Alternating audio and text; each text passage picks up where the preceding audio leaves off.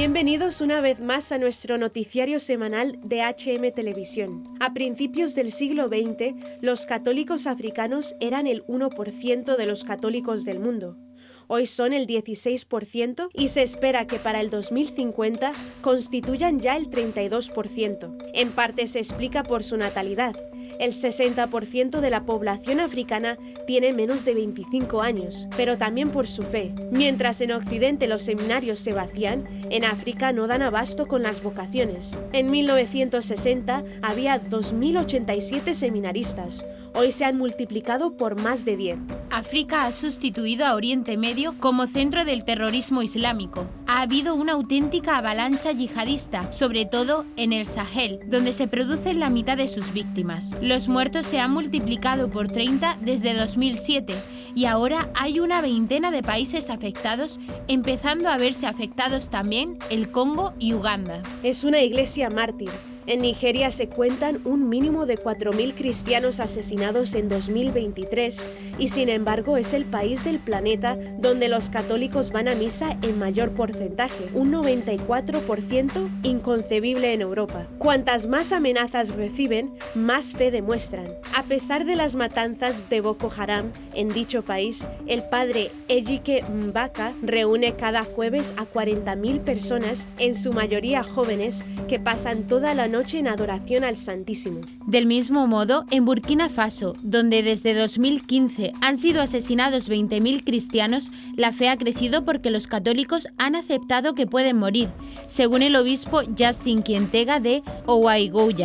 ¿Y por qué esta religiosidad tan profunda y este coraje? Según el cardenal Wilfred Fox Napier, arzobispo emérito de Durban, Sudáfrica, la colonización ideológica proveniente de las instituciones globalistas, que está siendo muy intensa en los ámbitos científico, económico, académico y social, aún no hace mella en el ámbito cultural y religioso, que reposa en buena medida sobre las viejas generaciones más conservadoras. El purpurado surafricano propone a Nigeria y Kenia, ambas donde la Iglesia ejerce un potente liderazgo y goza con un alto nivel de asistencia a la Iglesia y de vida cristiana, como modelo para todo el continente. Otros países de África deben seguir su ejemplo de dar testimonio abiertamente del poder del Evangelio y de la fe que lo inspira. Eso se traduce en un fenómeno prometedor, a saber, jóvenes sacerdotes y religiosos africanos voluntarios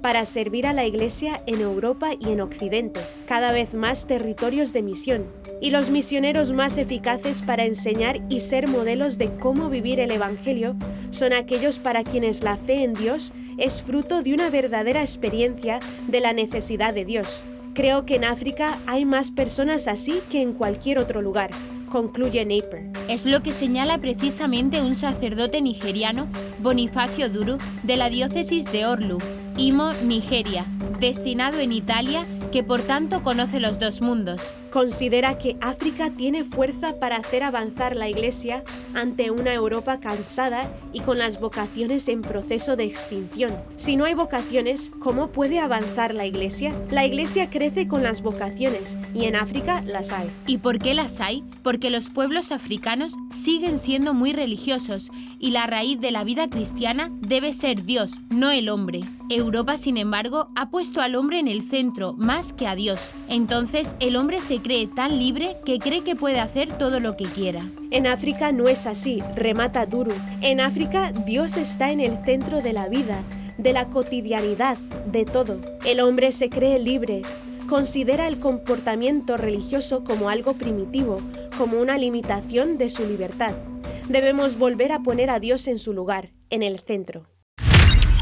Comenzaremos con las noticias de interés internacional. México, oración en la Basílica de Guadalupe para pedir por las elecciones. Venezuela, niños indígenas mueren por misteriosa enfermedad. Brasil, archidiócesis promueve peregrinación al santuario de Aparecida. México, lanzan campaña de oración, 1 millón de rosas para la Virgen María. Pasaremos después a las noticias nacionales. El rito de la paz en la misa no es un saludo ni un gesto de simpatía. Campaña de ayuda a la Iglesia necesitada para los cristianos en Tierra Santa. La Fundación Educatio Servanda se hace cargo de Forum Libertas. Y por último, comentaremos algunas de las noticias más destacadas de la Santa Sede. Papa planea visitar en septiembre 4 naciones de Asia y Oceanía. Monseñor Ganswein recuerda la defensa del celibato por parte de Benedicto XVI. Catequesis de la Audiencia General sobre la virtud de la templanza.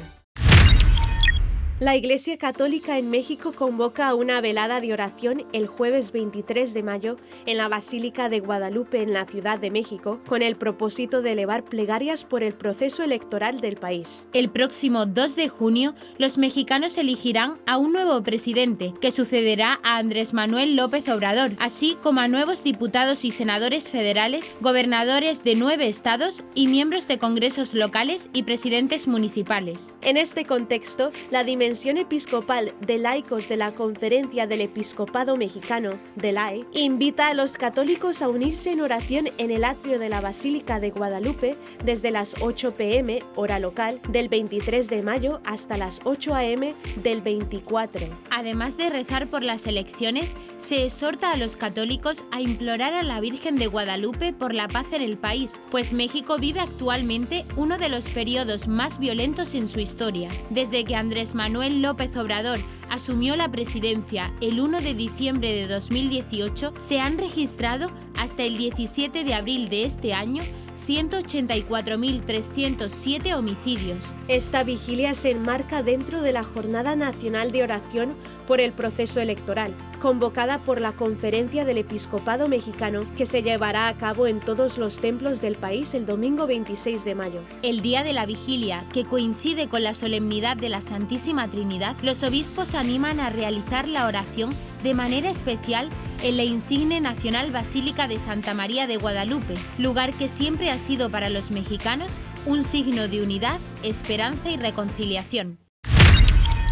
Los misioneros de la Consolata en Venezuela denunciaron el 14 de abril la muerte de más de 12 niños indígenas de la etnia Warao, a causa de una enfermedad aún desconocida. Desde el estado del Delta Amacuro, en el oriente del país, el padre Andrés García señaló que el dolor de las familias es inmenso y exigió a las autoridades que remedien la situación. El pueblo Warao habita a las orillas de los caños e islas que forman la desembocadura del río Orinoco. Su nombre significa gente de la canoa o gente del agua y generalmente se agrupan en pequeñas comunidades de entre 10 a 15 viviendas. Estos asentamientos son dirigidos por un cacique.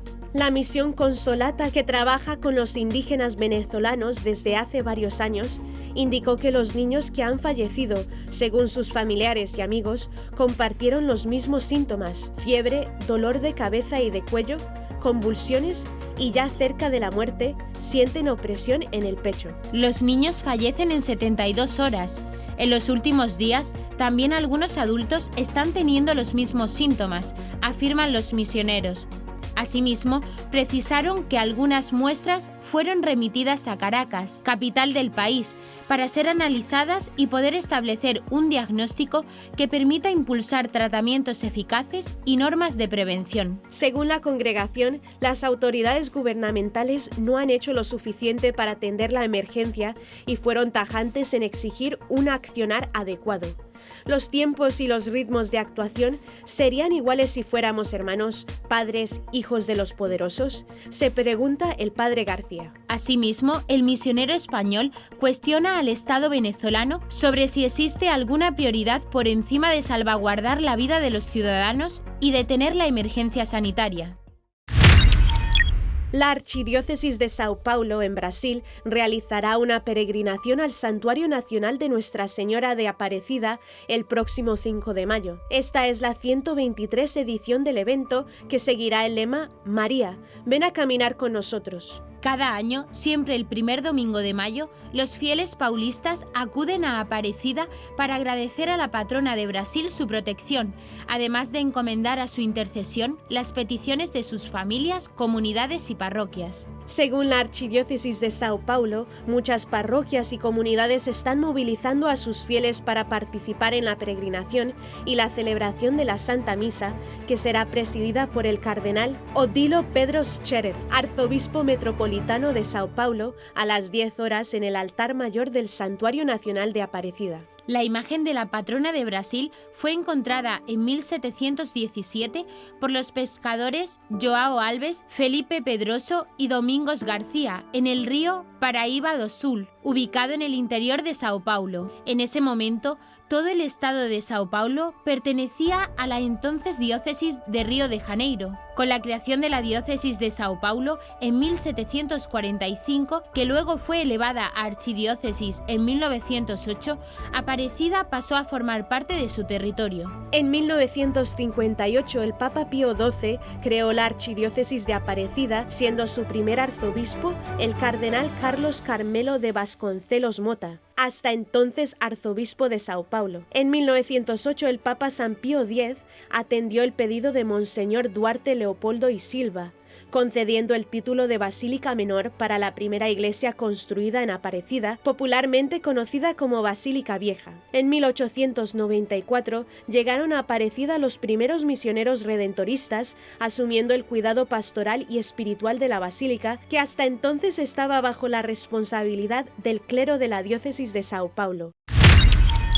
La Asociación Ozana lanzó la campaña mundial de oración, 1 millón de rosas para María, con la que animan a todos los fieles a rezar 1 millón de decenas del Rosario durante mayo, el mes de la Virgen por excelencia. Estas decenas en realidad son rosas espirituales que la Virgen recibe cada vez que sus hijos rezan un Ave María, señalan los organizadores. Lo que propone Ozana es que cada participante se comprometa a rezar al menos una decena del Rosario cada día de mayo usando la aplicación Rosario, inspirada en el concepto de Rosario Viviente ideado por la beata Paulina Jaricot, y que consiste básicamente en reunirse en grupos y dividirse el rezo del rosario por decenas. De ese modo, cada grupo de oración tendrá 5 personas y si cada uno reza una decena, el grupo habrá rezado un rosario completo al final del día. Tras señalar que la aplicación puede descargarse gratis, Ozana precisa que ya son más de 22.300 los participantes hasta el momento. La aplicación no solo está en español, también en francés, inglés y portugués. Ozana precisa que la asociación hará una ofrenda floral con rosas en la Basílica de la Virgen de Guadalupe en Ciudad de México, que representarán las oraciones de las personas de los 5 continentes. Ozana es una asociación animada por laicos católicos, cuya misión es permitir que todos ayuden a sus hermanos a acercarse a Jesús, creando una gran comunidad de oración en Internet. La página Ozana permite crear o unirse a comunidades de oración en torno a proposiciones espirituales, intenciones, meditaciones, formación con la oración, etc. Y la aplicación Ozana que permite orar con amigos. La directora de la Cátedra de Teología de la Vida Consagrada de la Universidad Eclesiástica San Dámaso, hermana Carolina Blázquez Casado, de la Orden de San Agustín, explica que el rito de la paz presente en la Eucaristía no es un saludo ni un gesto de simpatía. Así lo expone en un vídeo publicado por el Centro de Estudios dependiente de la Archidiócesis de Madrid, que responde a la pregunta sobre el sentido del rito de la paz incluido dentro de la liturgia eucarística. El gesto de la paz que se realiza entre el rezo del Padre Nuestro y la fracción del pan es un paso previo para poder acercarnos a comulgar el cuerpo de Cristo de una manera digna, explica la religiosa agustina. Se realiza recordando las palabras de Jesús recogidas en el Evangelio de San Mateo.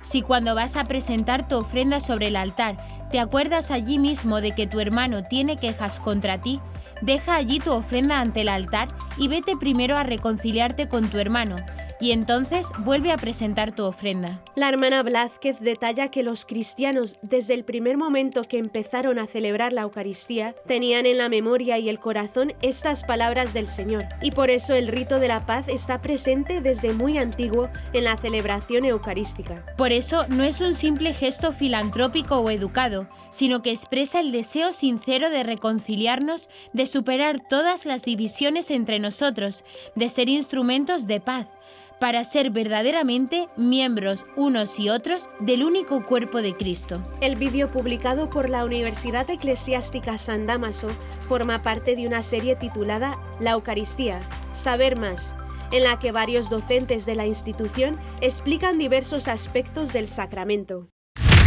Ante los últimos acontecimientos en Tierra Santa, la Fundación Ayuda a la Iglesia Necesitada ha lanzado una campaña de emergencia de recaudación de fondos para socorrer a los 47.000 cristianos que todavía permanecen en Cisjordania y Jerusalén Este. La situación en Tierra Santa es cada vez más difícil y 6 meses después del inicio del conflicto, la presencia cristiana peligra. Ayuda a la Iglesia Necesitada está en continuo contacto con el Patriarcado Latino de Jerusalén y se ha comprometido a acompañar y sostener a la iglesia local que todavía permanece. La presencia de los cristianos en Tierra Santa está amenazada.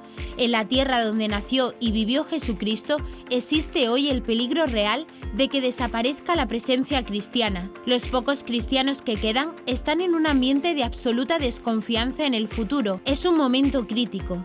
Son minoría y si no tienen ayuda del exterior no se pueden mantener, no pueden vivir y se irán, ha asegurado el director de proyectos de ayuda a la Iglesia Necesitada Internacional, Marco Mencaglia. La mayor parte de la comunidad cristiana que trabaja en el sector turístico ha perdido sus fuentes de ingresos a raíz de la cancelación de casi todas las peregrinaciones y muchos de los cristianos que trabajan en el otro lado del muro están ahora desempleados. Por ello, Ayuda a la Iglesia Necesitada quiere sostener a estos cristianos de Cisjordania y Jerusalén Este a través de los siguientes proyectos. Paquetes de emergencia para las familias cristianas más pobres, cupones de alimentos, ayudas para afrontar el pago de alquileres y los gastos derivados en la atención médica. Salarios ante el desempleo para 50 familias cristianas que trabajan en instituciones de la Iglesia relacionadas con la educación y la sanidad. Así pueden subsistir y evitar su salida de Tierra Santa.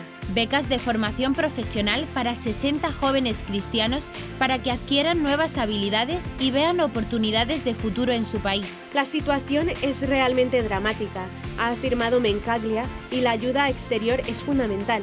Sin este apoyo, los cristianos no podrán quedarse en el país. Ayuda a la Iglesia Necesitada se une a los continuos llamamientos del Papa por la paz en Tierra Santa y pide oraciones por el cese del conflicto y la reconciliación de las partes.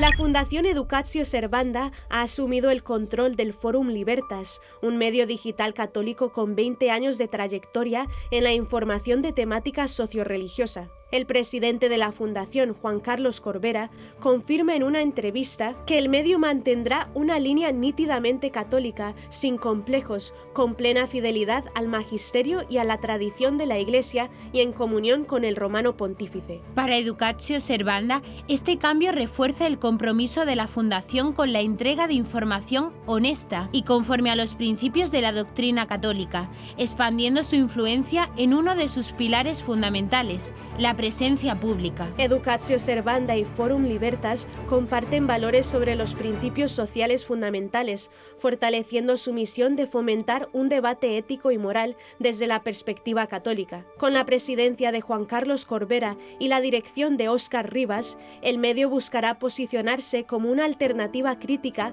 frente a la cultura predominante, con el objetivo de ayudar a fomentar que se dé en la sociedad una presencia católica activa y comprometida con la búsqueda de la verdad. En la entrevista, Corbera explica que la fundación del proyecto Educatio Servanda comenzó hace ahora 18 años y que desde el principio se ha centrado en 4 áreas: la enseñanza, la familia y vida, el ocio y la cultura y la presencia pública. Cuando todavía no tenía ningún centro educativo, en el año 2008 se inauguraron los congresos de educadores católicos, en la actualidad de familias y docentes católicos, y un poco más adelante los premios Educatio. Con esto quiere explicar Juan Carlos Corbera que la presencia de Educatio Servanda en la vida pública no es nueva, aunque sí lo es hacerlo de una nueva manera, habiendo asumido en su ámbito de actuación un medio de comunicación como es Forum Libertas. A principios de septiembre, el Papa Francisco tiene planeado un viaje apostólico en el que visitará 3 países de Asia y 1 de Oceanía. Al hacer el anuncio, el director de la oficina de prensa del Vaticano, Matteo Bruni, afirmó que el pontífice aceptó la invitación de los jefes de Estado y autoridades eclesiásticas locales. Este será el 45 viaje apostólico internacional del pontífice argentino. El calendario completo del viaje se dará a conocer a su debido tiempo, según la Santa Sede. Sin embargo, ya se conoce la secuencia del recorrido que realizará el Papa y los días que permanecerá en el viaje serán del 2 al 13 de septiembre. Si Dios quiere y no hay mayores inconvenientes, el Papa Francisco partirá de Roma el 2 de septiembre y aterrizará en Yakarta, capital de Indonesia, el 3 de septiembre. El 6 de septiembre volará a Port Moresby, capital de Papúa Nueva Guinea, y a Vanimo. El 9 de septiembre pondrá rumbo a Dili, capital de Timor Oriental. El día 11 viajará a Singapur, donde realizará una visita de 3 días. Finalmente, después de todo este recorrido, se espera que regrese a Roma el 13 de septiembre. El pasado fin de semana se celebró en el monasterio cisterciense de Heiligenkreuz un ciclo de conferencias sobre la belleza, el desafío y la crisis del sacerdocio. El arzobispo George Ganswein, anterior secretario privado de Benedicto XVI, debatió junto con el cardenal de la Curia, Kurt Koch, y teólogos de Heiligenkreuz sobre el futuro del sacerdocio y la comprensión del mismo por los propios sacerdotes. Un aspecto central de las charlas fue la perspectiva del fallecido Papa Benedicto XVI, Joseph Ratzinger, al final de 2022. Ratzinger había tratado de presentar una sólida teología del sacerdocio que también resista el malentendido por el mundo moderno, dijo Ganswein. Esto era aún más necesario dado el gran número de aquellos que habían dejado el sacerdocio, así como el drástico declive de las vocaciones sacerdotales en muchos países. Aunque ambos aspectos no podrían atribuirse únicamente a razones teológicas, el Papa vio la problemática interna teológica como la causa principal de esta crisis. Según Benedicto XVI, el sacerdocio debe ser justificable cristológicamente, ya que los sacerdotes son llamados por el Señor resucitado y empoderados a través del sacramento, dijo Ganswein. Por lo tanto, para Ratzinger, el sacerdocio no era un fin en sí mismo en ningún aspecto de su existencia, sino que existía para el servicio de la Iglesia. Su característica distintiva era el altruismo y la autodesposesión en favor del Señor. Esto también se refleja en cómo el sacerdote debe ceder protagonismo y priorizar las necesidades de las personas que Dios le ha confiado. En cuanto a esta actitud fundamental, para Ratzinger también pertenecía el celibato. La vinculación obligatoria del sacerdocio y el celibato en la Iglesia latina no solo ha sido cuestionada desde ayer u hoy por el camino sinodal, sino durante siglos, observó Ganswein. El celibato, si se elige libremente y se vive profundamente, es hoy un fuerte signo que dice mucho sin palabras, y a menudo más que las palabras, aunque el malentendido sobre el celibato es principalmente una expresión de una crisis de fe en Dios. Además, Benedicto XVI había comparado el sacerdocio y su servicio con un puente que se extiende entre las dos orillas de la historia de la salvación y la tradición católica por un lado, y el hoy del hombre moderno, del hombre en cada época por otro, dijo Ganswein. El Papa Francisco dedicó su catequesis de la audiencia general de este miércoles 17 de abril a reflexionar sobre la virtud de la templanza, que significa poder sobre sí mismo y que es además el arte de no dejarse arrollar por las pasiones rebeldes. Desde la plaza de San Pedro del Vaticano, el Santo Padre resaltó que la templanza asegura el dominio de la voluntad sobre los instintos y que además es la virtud de la justa medida. Las personas que actúan movidas por el ímpetu o la exuberancia son en última instancia poco fiables. Las personas sin templanza no son fiables, subrayó el pontífice. Ante los fieles que participaban en la audiencia general, señaló que incluso con los placeres, la persona temperamental actúa con juicio. El libre curso de los impulsos y la total licencia concedida a los placeres acaban volviéndose contra nosotros mismos, sumiéndonos en un estado de aburrimiento, advirtió a continuación. Para el Papa Francisco, una persona con templanza sabe pesar y dosificar bien las palabras y no permite que un momento de ira arruine relaciones y amistades que luego solo pueden reconstruirse con gran esfuerzo. Al terminar su catequesis, el Papa Francisco destacó de nuevo que en un mundo que resalta los excesos, la templanza pone orden en el corazón. Y hasta aquí nuestro informativo semanal, esperamos que haya sido de su agrado.